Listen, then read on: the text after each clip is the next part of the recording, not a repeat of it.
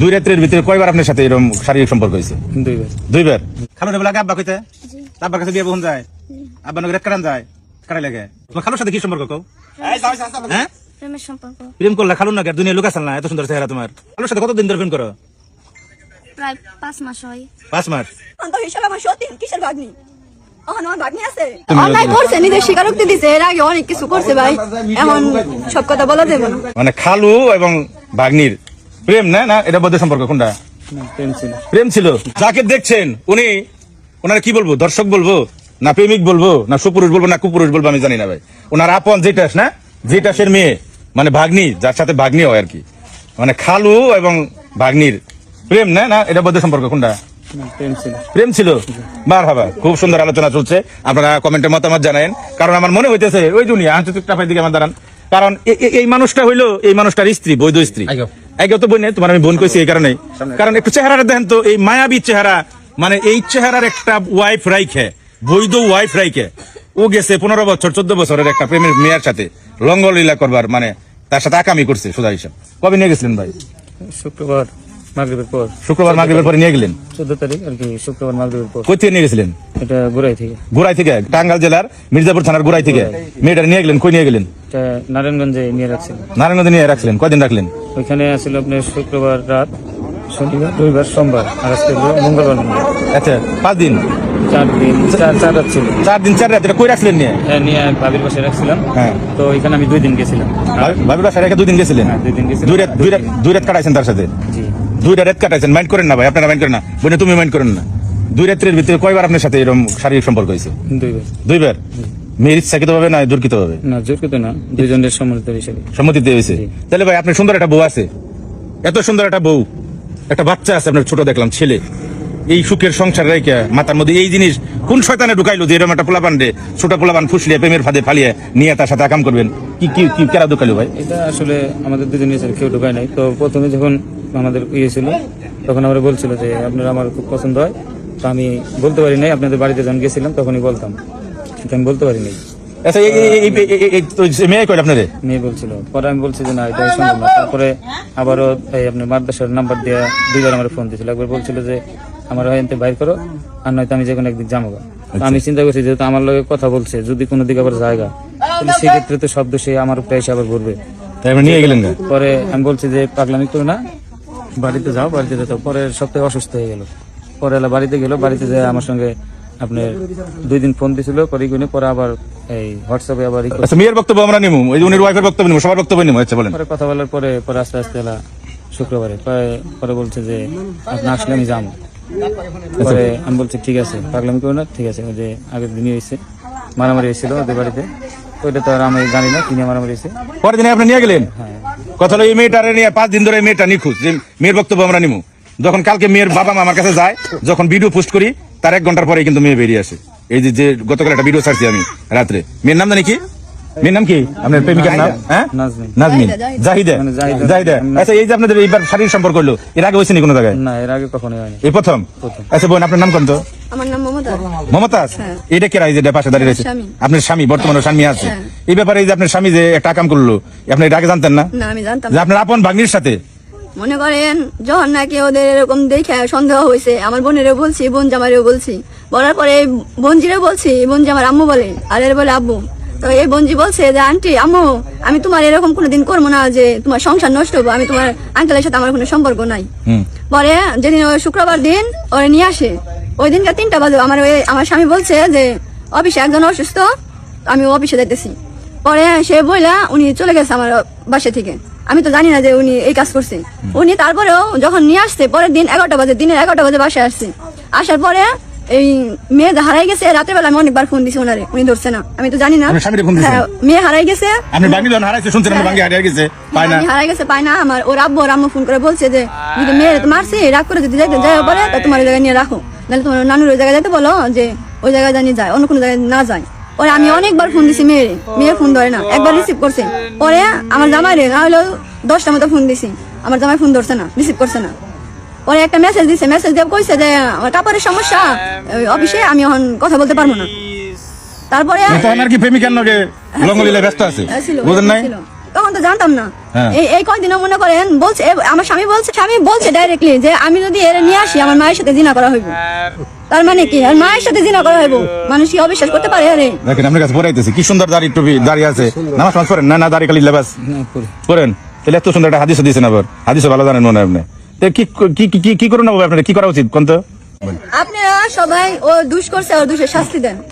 শাস্তি দেওয়ার অধিকার মনে হয় প্রশাসন দিব। প্রশাসন আছে, পুলিশ আছে, দেশে অনেক কিছুই আছে, হ্যাঁ, ওনাদের কাছে তুলে দেন, ওনারা শাস্তি দেন। মানে আপনার স্বামী যে একটা আকাম করছে, মানে এরকম ভাই আমার জীবনে অনেক কিছু হয়েছে, আজকে থেকে 10 বছর ধরে সংসার করতেছি, এরকম ইতিহাস আরো আছে না? এরকম অনেক ইতিহাস আছে যা বলা যাবে না। কাজ করে বেড়ায় নিজের কাছে থাক, ও এখন যেটা করছে এটা নিয়ে ও শাস্তি পায়। আগে পরে কি আরো করছে? হ্যাঁ বোঝা গেছে, পরে করছে, সম্পর্ক করছে, কিন্তু এরকম কাজ করে নাই। মানে কি জানো না আর কি। বাইরে করছে, পরিবারের ভিতরে ঢুকে নাই, জানি না। বাইরে করছে পরিবারের ভিতরে ঢুকে নাই, এবার পরিবারের ভিতরে ঢুকে আছে। কখনো স্বামী নিয়ে মায়া আছে? মায়া তো থাকবো, 10টা বছর একজনের সাথে সম্পর্ক সংসার করা হয়েছে, আমি তো ভাই জানতাম না এই কাজ করছে। আজকে জানোয়ার বনে গাড়ি দিয়ে আসছে, তোমার তাও এত আমারে সুন্দর চেহারা বলছে, দিয়া, জানোয়ারে। আমি জানি না বলতে আপনি। তা আমি যদি ও যদি আজকে বাসায় ফিরে আসি, কালকে আমার বলছে যদি কালকে একদিন দুদিনের ভিতরে বাসায় চলে আসে তখনও তো আমার দোষ হইব। তা আমি কইছি যদি অন্যায় না করেন আপনার কোনো দোষ হইব না, আমি যেহেতু জীবিত আছি। অন্যায় তো করছে, এটা বোঝা যাইতেছে। হ্যাঁ, অন্যায় করছে, নিজের স্বীকারোক্তি দিছে, এর আগে অনেক কিছু করছে ভাই, এমন সব কথা বলা যাবে না, তাই না? এটা তো মানে আমারও আছে এই জায়গায়, আমার একটা সন্তান আছে, আমার সংসার ছিল, এখন হয়তো এই সংসার নাই, আজকে থেকে সংসার শেষ। কথা হলো মায়া লাগতেছে ওই তোমার এই ওয়াইফের কারণে আর তোমার বাচ্চাটার কারণে। কারণ একটা নারী এখন পর্যন্ত তোমার সাথে সংসার করবো না, তারপরে তোমার গায়ে হাত তুলতে দেয় না। একটা নারীর ভালোবাসা কোন জায়গায় ভাই? একটা নারীর বিশ্বাস কোন জায়গায়? 10 বছর ধরে বিয়ে হয়েছে, জীবনে বহু তাকাম কুমাম করতে বলতেছে, কিন্তু নাম বলছে তোমার বোন মমতা আছে, এখনো বলতেছে যে আমার হাত দেন না, গায়ে হাত দেন না ভাই। কিন্তু তোমার কি করা উচিত? আপনি ওই যে দেখে আপা মাস্কটা পরে দেই, না, মাস্ক পরানো লাগবে না। মাস্ক খুলে নিলেন কে? না, মাস্ক খোলাই দরকার, ও যেরকম হয় এরকম হওয়া উচিত। আপনার না ভাগ্নি খালা? ভাগ্নি লাগবে না, হ্যাঁ? লাগবে না। এখন তো হিসাবে আমার সতীন, কিসের ভাগ্নি? এখন আমার ভাগ্নি আছে, মেয়ে আছে, এখন ও আমার সতীন। এই তোমার নাম কি গো খালা? জাহিদা জাহিদা। তোমার পিতার নাম কি? নবুল ইসলাম, গ্রামের নাম কি? গুড়াই খামারপাড়া। গোরাই খামারপাড়া, টাঙ্গাইল, মির্জাপুর টাঙ্গাইল। জি। তোমার খালুর সাথে কি সম্পর্ক কও? হ্যাঁ, প্রেমের সম্পর্ক। প্রেম করলা খালুর না? দুনিয়া লোক আসাল না, এত সুন্দর চেহারা তোমার। বয়স কত? 15। কিসে পড়ো তুমি? সর হেবে কেয়া। হ্যাঁ, মাদ্রাসায়? জি, মাদ্রাসায় কি পড়ে করলো? সর হেবে কেয়া। সর হেবে কে? আচ্ছা, এটা আমি বুঝি না। তুমি খালুর সাথে কতদিন ধরে প্রেম করো? প্রায় 5 মাস হয়। 5 মাস। এই 5 মাস ধরে যে তুমি খালুর সাথে তোমার শারীরিক সম্পর্ক হয়েছে, খালু করলো? এই 4 দিনের মধ্যে 2 দিন আসছিল, তার আগে না। তার আগে না? জি না। তো তুমি বিয়ে করো না খালুরে, তার সাথে তোমার এই শারীরিক সম্পর্ক কেন করলা? জোর করে করছে না, তুমি ইচ্ছা করে করছো? যে না, আমার নিয়ে গেছিল বিয়ে করার জন্য, হুম। কিন্তু জন্ম নিবন্ধন না থাকার কারণে বিয়ে করতে পারে নাই। তোমার খালুর তো পুলিশ নিয়ে দেবো, কি কও? খালুর কাছে বিয়ে বইবে না খালুর পুলিশে দিবে, কোনটা? বিয়ে বসবে। হ্যাঁ, আপনারা যেটা করেন। আমরা যেটা করবো না তো তুমি যেটা করবে সেটা হইব। খালুর কাছে বিয়ে বইবে না খালুর পুলিশে দিবে, কোনটা বলো? বলো না কে? বলো। খালুরে কি করবা? খালুরে জামাই বানাবে, স্বামী বানাবে না খালু থাকবো? খালুরে লাভ কইতে, জি, খালুরে বলে আব্বা কইতে, জি, আব্বার কাছে বিয়ে বহুন যায়, আব্বা নগরে কাটান যায়, কাটাই লাগে। তোমরা এই সমাজটা নষ্ট করতেছো। তোমার আমি মাস্ক পরিয়ে বক্তব্য বের গেছিলাম, তোমার খালাই নিতে দিল না, মাস্ক তোমার কাছে ছুটিয়ে নিল। কারণ তোমার খালার কথা হইলো যে আমার সংসার যখন আমার ভাগ্নি নষ্ট করছে, তাহলে তো আমার ভাগ্নির সেফ রেখে কোনো রাখার সুযোগ নাই। তো এই কাম আমার কোনো সম্পর্ক নাই, ও আমার ভাগ্নি না। তুমি এই দিনে ও আমার ভাগ্নি না। একটা খালুর সাথে বয়স্ক মানুষ, ও যেহেতু মনে করেন জানা শোনা সত্ত্বেও এই কাজ করছে, ও আমার কেউ না। ওর আমি বলছি যে তুই এই কাজ করিস না। আমি যখন ওদের বাড়িতে যাই, গত 15 তারিখে গেছি ওদের বাড়িতে, যাওয়ার পরে ও আর ও দুজনে বসে থাকে। আমি গেলে পরে আবার কি, আন্টি তুমি ডিস্টার্ব, আম্মু তুমি ডিস্টার্ব, তুমি এই জায়গায় আইসো না। রাত্রে 12টা পর্যন্ত এক জায়গায় বসেছিল। তখনই তো প্রেম চলতেছে। তখন তার আমরা জানতাম না যে এদের সম্পর্ক আছে। আপনার তো ওই পর্যন্ত দেওয়া হয় নাই যে কুলাপান মানুষ আমার সামনে পোলাপান, আব্বু ভাগ্নি, আব্বু ভাগ্নি। আর আব্বু ভাই বুঝলেন আপনি আব্বু ভাই, তার সাথে কি করে সম্পর্ক করতে পারবো? করে জেরা করাটা আইনগতভাবে সিদ্ধ না, কারণ ওর বয়স 15 বছর। কিন্তু আজকালকার দিনে 15 বছর চলে না। সেটাই ওর সাথে ওর বক্তব্য নেওয়া ঠিক না।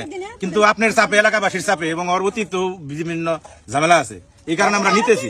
আরো 3 বার চলে গেছে। কারণ এই কারণে নিতেছি, এখন পর্যন্ত ও যে প্রেম করছে ও স্বীকার করতেছে, বুঝেন আপনার বিষয়টা। কারণ আইনগত ভাবে ওর বক্তব্য আমি নিতে পারি না। কিন্তু নিতেছি কারণ এখানে এমন একটা পরিবেশের সৃষ্টি হয়েছে, আমি তার 3-5 দিন ধরে নিখোঁজ, আমার ভিডিওর মাধ্যমে তার সন্ধান পাওয়া গেছে। এখন তার বক্তব্যটা আমি ওই যে উনি কইতেছে, উনি কথা হলো আমিও চাই আমার স্বামীরও শাস্তি হোক, এর হেরও শাস্তি হোক, যাতে আর কোনো সংসার এরকম ভাবে নষ্ট না হয়, এরকম ভাবে যেন আর কোনো সংসার না ভাঙে।